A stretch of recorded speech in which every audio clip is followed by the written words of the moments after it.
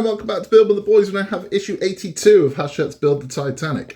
And in this one we are continuing work on the very large section of Promenade deck. I said in the last one we had the biggest piece to date. Well, issue 82 said hold my beer, and we've got even bigger. So there's not, again, as I said the last time, when it comes to large pieces, there tends to be not very much to do. This is kind of the theme of Partworks in general. When you're building a car, and when you get the frame, you get excited about it. Then you realise there's two screws to hold it together. Now, there is a little bit to do in this one. You're going to need some glue. But ultimately, what we're going to do is we've got a very similar piece to last time. We're going to screw the two together. We're going to lay some decking on it. Then we're going to put some support pins in. We're going to glue those in, bizarrely.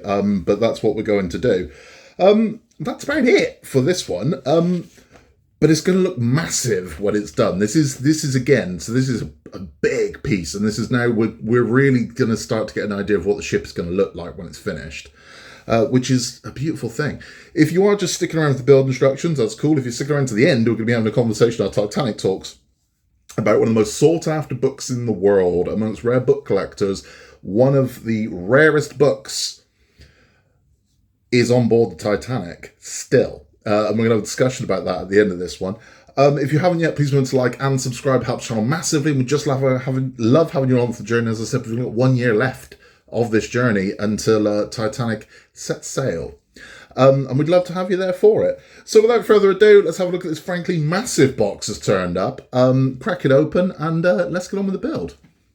As I said, issue 82 says hold my beer, and it takes the crown for largest individual piece that we've had.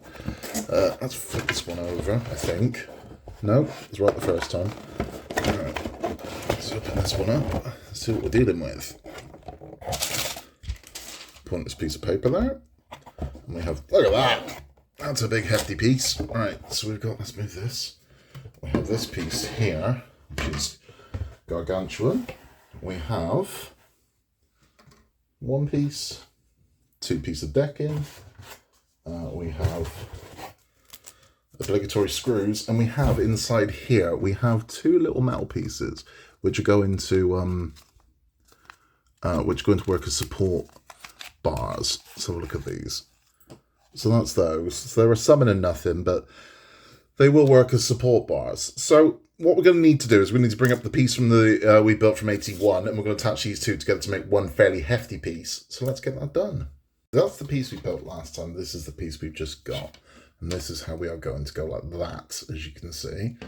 But we're going to go in the reverse to see if we can get this done, because I've got a feeling this isn't going to go without a fight. But that's okay, because I'm always up for a fight. Yeah, let's give me a snug fit this. Right, what's the best way to do this? Because I'm conscious that there are pins on the edge here.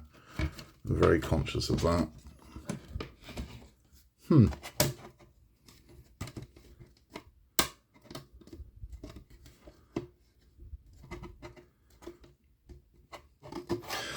I'm going to have to get up close and personal with this one. There we go. So how I did this, I put one side in first and then push down, and then you get that kind of snap, and it's all locked in. So what we're going to do is we're going to flip this one over. We're going to hold it in place. We're going to put 6 screws in this one to hold it in. So it's not, it's not overly complicated. So we'll flip this one over. We'll go in 1, 2, 3, 4, 5, 6. We're going 6 screws into here. I'm a bit of a natter whilst we're doing this. Now what I like about this is we've been urging kind of hull, I think, is what everyone's chasing at the moment. We all want some more hull. We've got more hull coming next month. But I just want the decks done, because I don't know about you, but storing what was essentially 2 full-size decks hasn't been the most convenient thing. So once we can get all these decks kind of screwed together, and it turns what will be 3 pieces into 1 piece, the better. I mean, the hull is just 1 piece, isn't it? It's just 1 hull. But I am looking forward to being able to screw the whole thing together, and because storage is always an issue, and that'll be nice, because I don't like anything loose. But we are, as I said, we're in our last year now, so you would imagine we're going to spend probably 6 months, the next 6 months, finishing the assembly, the main assembly, and then I would imagine the last 6 months are going to be all the finer details, because there is a lot of fine detail on this. And that's probably what we're going to be doing, I guess. I mean, I can't confirm that for fact. But there can't be that much more hull pieces to go, really. I mean, we're about halfway built on the hull, and there's not loads of hull pieces. The rear of the ship's going to be interesting, because I believe that is where the bulk of the electrics are going to sit. That's where they're going to marry up. Okay, so those are those screws in. So if we flip this one over, that's how we're now looking. Now, I can see why we need these support bars, and it makes sense now. But I don't think we're doing this. Oh, no, we are. We're doing the support bars now. Okay, so the support bars are going to go into... So let's grab one. So there are two little lines here and here. Let's see if you can zoom on those. All right, let's get this for you. Right, so we've got two little there and there. So this should, he hopes. Yeah, it just sits in there. Now, they're saying, bizarrely, fit into the slots on the inside of the superstructure, check the assembly is completely flat, then glue the tabs in place as shown. Okay. Yeah, so we can do that. I mean, it's bizarre gluing metal to plastic, but that's what we're going to do. So let me get these glued up and we'll get these installed. So that's that one in. It's completely flattened. So what I'm going to do just to hold this in place is I'm going to touch a little super glue just after the fact. Seal it in.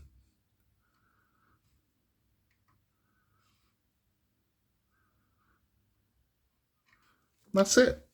I've done the exact same one on the opposing one. And that's all you've got to do with that. Now let's put our decking in. I haven't done that. The final thing we'll do is our decking here. Now I've not took the backing off the decking yet, but one's going to fit in there like so. And the other one is going to fit in this side here. So we're going to have our decking just like that. Now, again, as I said, because accessing this is going to be a nightmare to repair later on, I am going to use just a little touch of PVA to hold, to give a bit of extra bond. So I'm going to apply that. We'll then take the backing off and put these on. Okay, so I've given both sides a very light layer of PVA. Take the backing off of these decking strips here. So let's that one off. And this should be one of the easier ones to fit. Now I've said that, I've just jinxed myself, I'm sure. But there you go. There we go. Nice and simple. Now, what you can't do is clamp these, because you've got these walls blocking it, but what you can do is weight it. So get yourself a little weight, nothing heavy, you want the bond. So anything that, a bolt or something like that you can put on there that will hold it down. That's all you're gonna need. Let's put the second one in. There we go. So that's that one down. Okay, so I could use that. My demagnetizer's got a decent weight to it. That fits quite nicely there, to weight that one down. And then anything else you've got that can weigh it down with. Here we go, I've got an R2 battery there. Just enough to hold it down. Let it bond, let it glue, let it do its thing. And that, ladies and gentlemen, boys and girls, children of all ages, is all we have to do in this issue. That is stage 82 complete. Let's have a chat. Complete, and again, like 81, not loads to do, but look what we're left with. We've got this massive, great big lump now, which is looking good, right? Looking really good. And we can kind of get an idea. We're getting more visual of what the image of Titanic we've seen. This is going to look great when this is with the decks and whatnot. Come on, this is going to look insane. So I'm looking forward to seeing this one completed. I really am. That is all for the build instructions. If you're just sticking around for the build instructions, thank you for stopping by. If you're sticking around for our Titanic talk, we are talking about rare books. Now, book collectors go back as far as books, but one of the most sought after books is the Rubaiyat. And the reason why is traditionally there are very ornate copies of the Rubaiyat in existence. Here's one of them. This gives you an idea of what I'm talking about. So I wouldn't say it's common, but the Rubaiyat is one of those books that goes ornate. So there are a lot of very ornate copies of this. There are gold covered versions of this. There are leather bound versions. There are bejeweled versions. But one of the most sought after versions of this took 2 years to complete. and it had over 1,000 jewels embedded in it. It had over 200 different leather elements put to it. On the front there, you can see an oud. That's like a lute. Well, this one in particular had a wood and ivory carving that went onto that section. And it took 2 years to complete of constant work. This wasn't, once a week work on it, but 2 years solid. And it sold at Sotheby's in 1911 for £405, which in today's money would be about £57,000. With my American friends watching, that would be about 64 grand. Which at the time was low. That was considered a third of what it should have been worth. So this book should have been $180,000. And the winner was from New York. So Sotheby's packed up the book and shipped it on the first available ship to New York for them, which was Titanic. So the Rubaiyat is on board Titanic. Now, none of the people on board Titanic owned Rubaiyat. It was just being shipped there because Titanic also worked as a postal ship, which is why it was never a royal ship. It wasn't the HMS. It was the RMS. That's why, because it was a mail ship. It carried mail as well. So what happened was the book itself and books in general were stored in the aft of the ship near the rudder section. So we know, based on how Titanic split and sank, that section was completely destroyed. But that doesn't mean the book is gone. The book could very well still be underneath all of that twisted metal, and it has been a very, very sought after book. And when it comes to collectors, if you can't have it, you want it more, right? So that's if you could get that book off of the wreck of the Titanic, the price would be insanity. No one knows what condition it's in. No one knows if it could be completely destroyed. It could be pristine. It could have been caught somewhere where, it's not been affected by who knows.